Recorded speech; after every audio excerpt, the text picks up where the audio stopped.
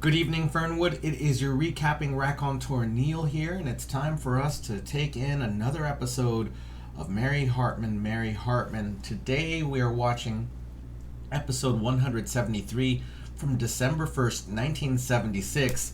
Let's do the recap. Last night we started with Patty late for work, but Garth coming to her with a shirt that needed a button. He felt that Patty was overextending herself and pressured her into quitting her job as Mary approaches with a letter that was delivered to their house by the stoner postman.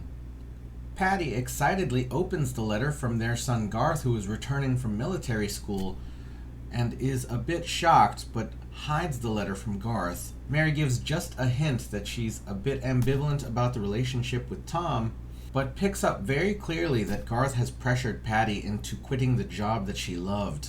And as Garth leaves for work, Patty looks like she has no idea what to do with her life. Next door at the Haggers, Tom shows up to console Loretta at the situation with Charlie. Loretta confirms that Charlie says he's not coming home, and Tom does what he can to comfort her. Tom then switches gears to suggest that Loretta may be putting out clues that she's not intending, and then gets very suspicious after Jody shows up, since there's a man in the house with a nubile young lady. Kathy comes by the Hartman residence for a visit with Mary and reveals that she is not actually as interested in giving the baby to the Adamses as was planned, but there's a contract still. She also mentions that there's trouble with the childbirth class that's coming up, and Mary volunteers to be her partner for these classes. And in our final scene, Mary gets a visitor, and that would be Pat from next door, who has a problem to talk about, that being the letter that she got from Mary earlier this episode. It seems that young Garth is leaving military school because he's been wetting the bed, and of course she doesn't talk about any of the other problems in her household, but she does want to keep this a secret, and Mary suggests that she will keep the secret. That is our recap of Tuesday's episode. Let's get started with this Wednesday.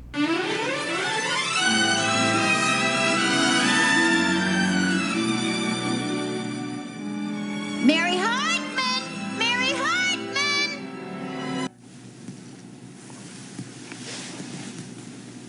Oh, what are you doing? I'm just following up on a little nibble I had in an RV this afternoon. Really? Yeah. Oh, Tom, that's wonderful. Another sale? No, I got a new angle on an ad campaign, that I think is going to just move those RVs out for Christmas. From Annie? Oh, honey, come on. Why do you do that? What? Well, you always bring her up into conversation. Why do you do that? Well, I don't mean anything derogatory about it. It's just on my mind, that's all. Yeah? I guess 'cause she stopped by this morning. Why? Tom, I wish you could have been here.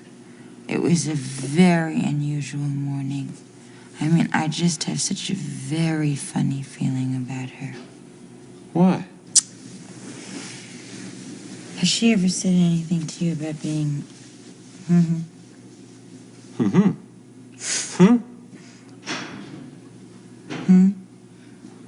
No?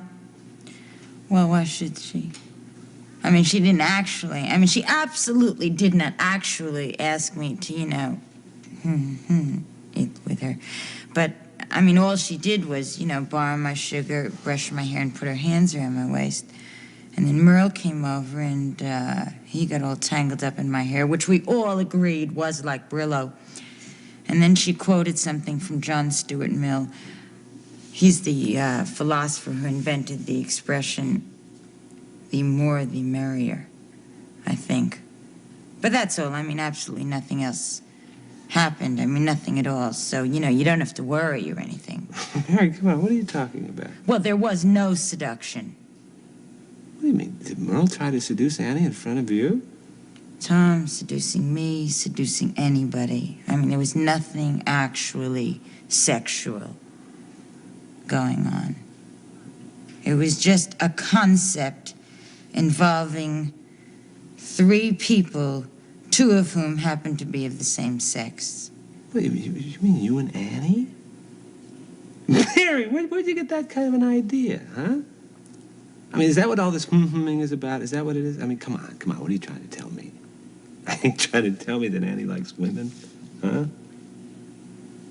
I think so. Among other people. Mary, that's ridiculous. I mean, she was married for umpteen years to a guy. Tom, sometimes these things are just trickier than they look. Hey, now, come on. Wait a minute. I want you to do me a favor. Now, use your head, okay? Now, just probably Merle had a rendezvous with Annie, right? And you just happened to run into her, and she was in the mood for a man, see? So you don't think she's ACBC? DC, Mary. ACDC. Oh, DC. You don't think so? Look, are you seriously trying to tell me that you think Annie was after you today? You know, it is really funny to think of all the time I wasted being jealous of her when you're the one who should have been jealous because of her overwhelming attraction to me. You really believe Annie is AC/DC, do you? Well, it's not what they call it in the library, Tom. It's just that it's the most graceful description that I've ever heard. It's so electrical. Or you could say switch hitter, which is a baseball term, and I think crude. But it's all in the library. What, have you been doing research on this? Yes. You see, Tom, everybody is really both. Not me. Right. But all normal people. Only most normal people only do one.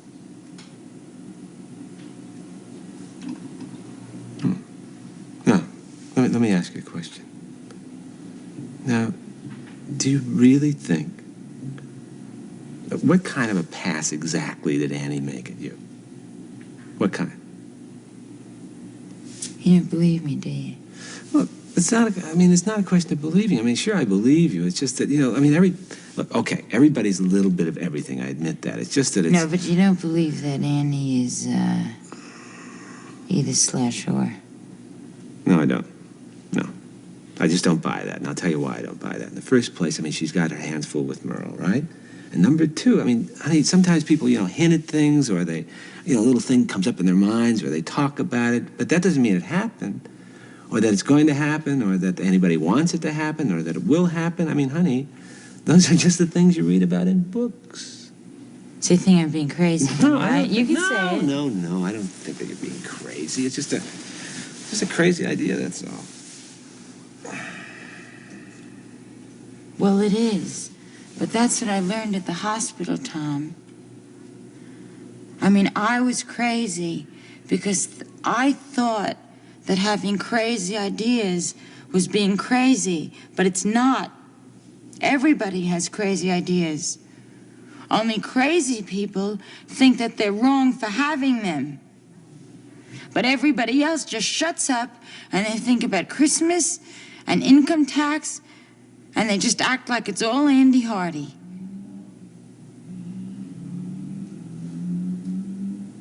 So good night, Andy.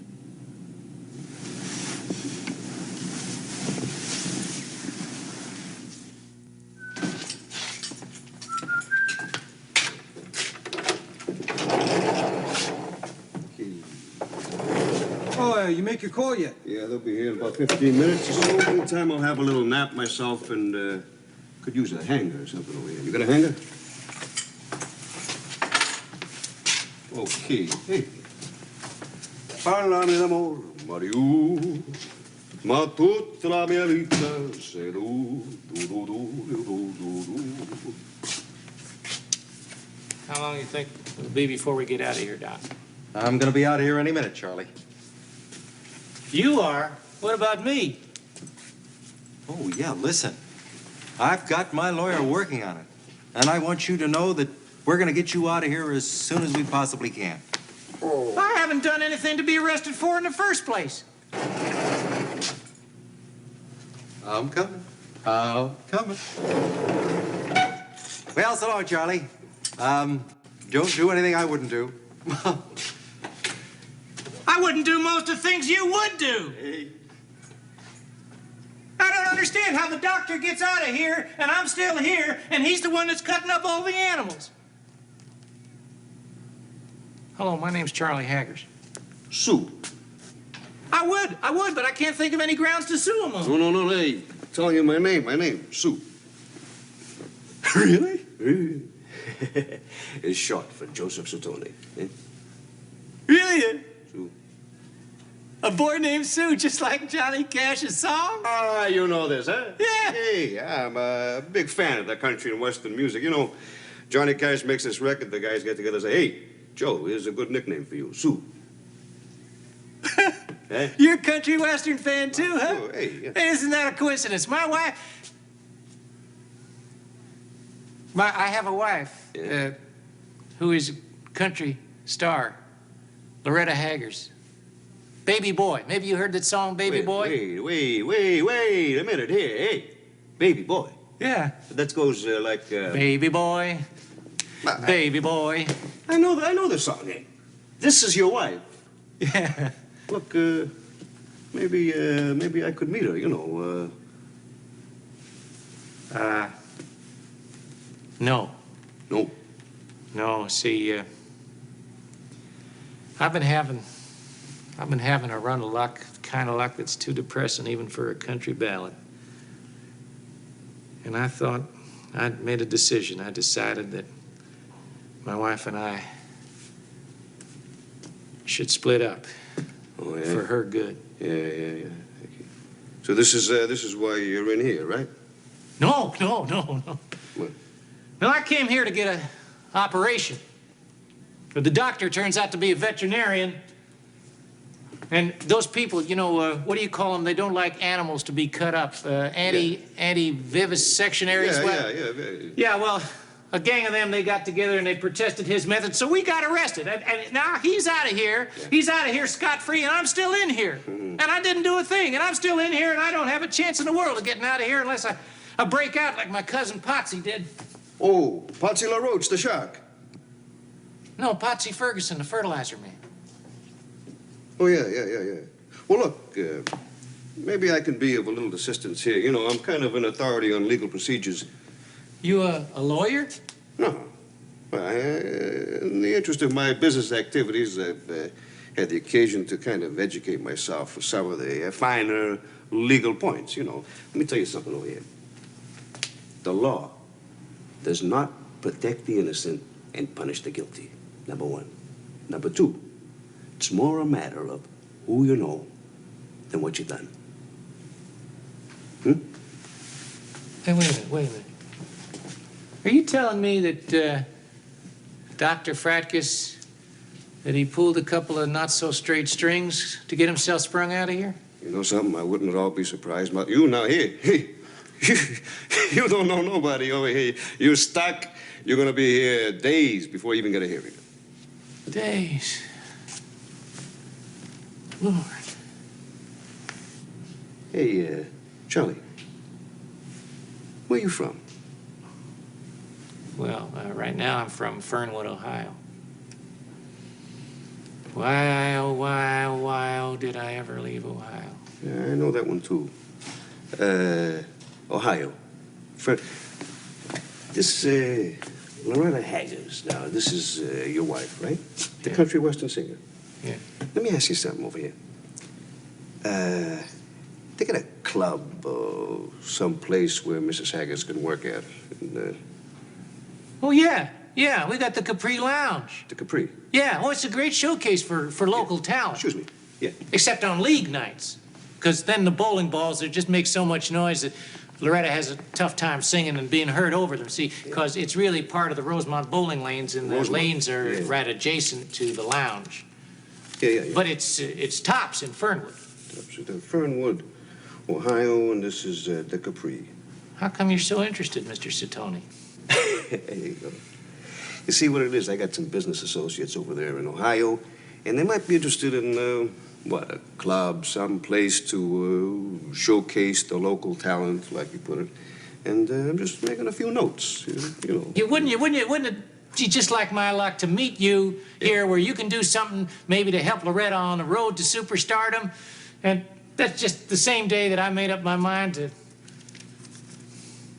say goodbye to my little sweetheart forever on account of making her a good life. Well, Charlie, I wouldn't worry about this. You see, I'm only in here now because of a little misunderstanding with and I'll be out soon, and I wouldn't be surprised if you get sprung too. Quick. How can that be? I mean, you said yourself I got to know somebody. I don't know anybody except Dr. Frackus and my cousin Benny. Oh. Who skipped bail 5 times. Benny the Fence. No, Benny Cornstalter, the pig farmer. Oh, yeah. Well, now, you got to remember, you know me now, huh? Hey, that's kind of nice. Thank you, Sue. You're a gentleman. Well, tell you what, I like you, Charlie, for one reason. You got, like a sense of family, you know? A feeling for family. As a matter of fact, you're the first man that I've met whose family sounds bigger than mine. I think I'm going to be going now. Well, I don't know how I could ever thank you if you did something for me like that. I mean, I really would appreciate that if you helped me get out of here. I don't know what I could do for you, because I don't know much except, well, Loretta's career and cars. I know cars, okay. Stock cars like that. Cars. This is good. This is good. This is good. We'll see what we will see. You know. Okay. All set. Sorry, Sue, but there's been a little problem. Rocky called to say that the car on the way over here was hit. Yeah. Lucky's dead. It'll be another few minutes before somebody can get over here. Well, all right. Now, could we have a couple of cups of coffee here in the meantime? Yeah, what do you think? Black. Yeah, one black and one regular. Sure. Hey, thanks. I didn't know you could do that. Relax. Hey, listen, I'm sorry to hear that about your friend, Lucky. Yeah, I guess his luck ran out. But I was hit in a car once. You were? What was it, a gang job? Sort of. Half a dozen nuns in a station wagon plowed into my car. Well, I guess the good Lord was watching out, you know? Must have been. Yeah, just like your new adopted godfather's watching out for you. What? Just like your new adopted godfather is watching out for you. I see you have new curtains. Yes, they're ruffled. Grandpa got them at an estate sale. Along with the dishwasher? Oh, HV, you are so observant. Detectives have to observe, even when they can't help it. Like, I couldn't help it observing tonight how like a rose and young and lovely you looked. Oh, HV, when you're as ruffled as I am, all those compliments make you queasy. I can't understand how something called Blue Nun can make you spin up so high. Maybe they should call it Flying Nun. Well, but at least we didn't have a head-on collision on Route 22. Well, I offered, to take us a room so we'd be safe from inebriated drivers. No, it's bad enough that young people stay in motels without older people staying in inns. Martha, the only inn I want is you in my arms. No. The last time I tried to make George jealous by spooning with a detective who I wasn't even married to, my daughter almost got arrested. What if I promised not to arrest or even apprehend your daughter? But, what if you had to? If Kathy just came through here looking like she was engaged in an illegal activity, I mean. Well, I wouldn't even have to be apprised of her arrival if I was sequestered in another part of the house. Oh, HB, I think those ribs we ate, or maybe it was the tails, are not sitting quite right on me. Martha. And those little candles on the table are shining in my eyes. Martha. Oh, I'm sorry. I didn't think you were still rehearsing. Oh, Grandpa, we were just looking for George. Using all the most modern methods. Isn't it a little late at night to be looking for a missing person? Not when his disappearance has left everybody in the dark.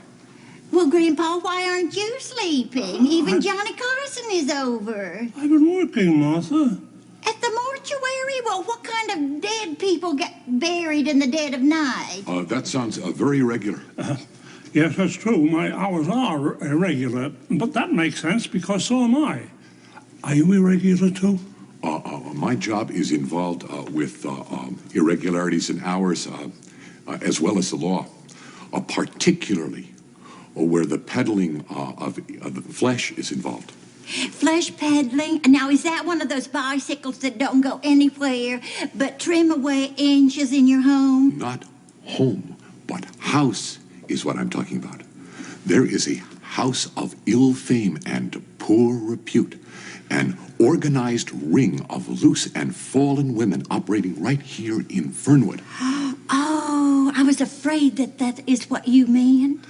Is that really? How do you know? Oh, we're on to him, Mr. Larkin. We've gotten a lot of calls in the wee hours from distraught parties. Wild parties? Oh, how awful. But we're closing in on them. Oh, be careful, HV. We know everything except who's operating it, where, and how they drum up their business. But it's only a matter of time. Oh, that is so exciting. Well, I'm turning in.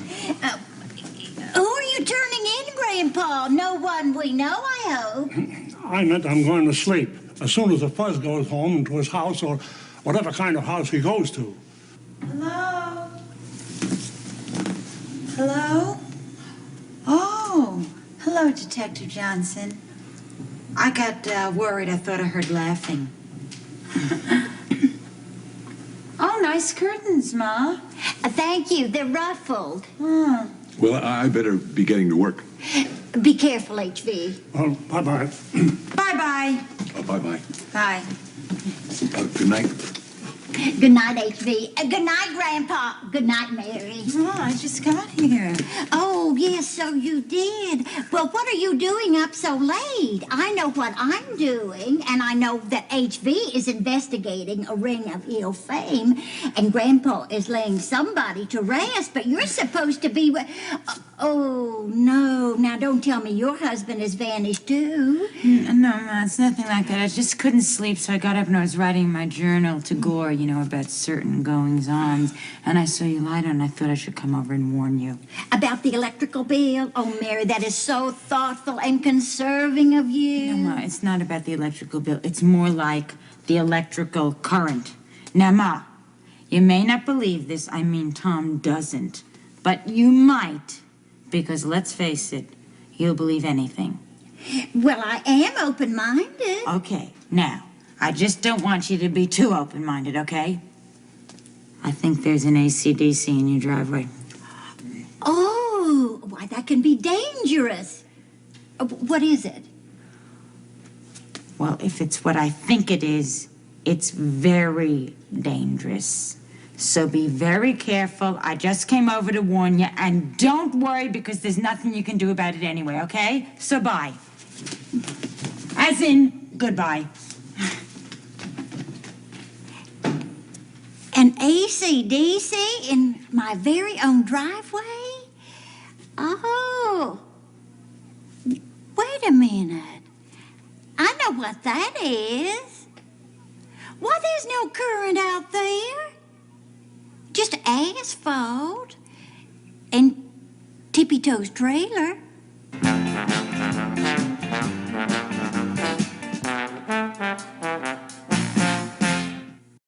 I forgot that AC/DC referred to anything but the metal band and Tesla versus Edison. That first scene, there's a lot going on in this episode, and I'm feeling it. That first scene where Mary has a flashback to some stuff that we haven't seen with Tippy Toes, and Merle doesn't show up in the flashback, but at least visibly.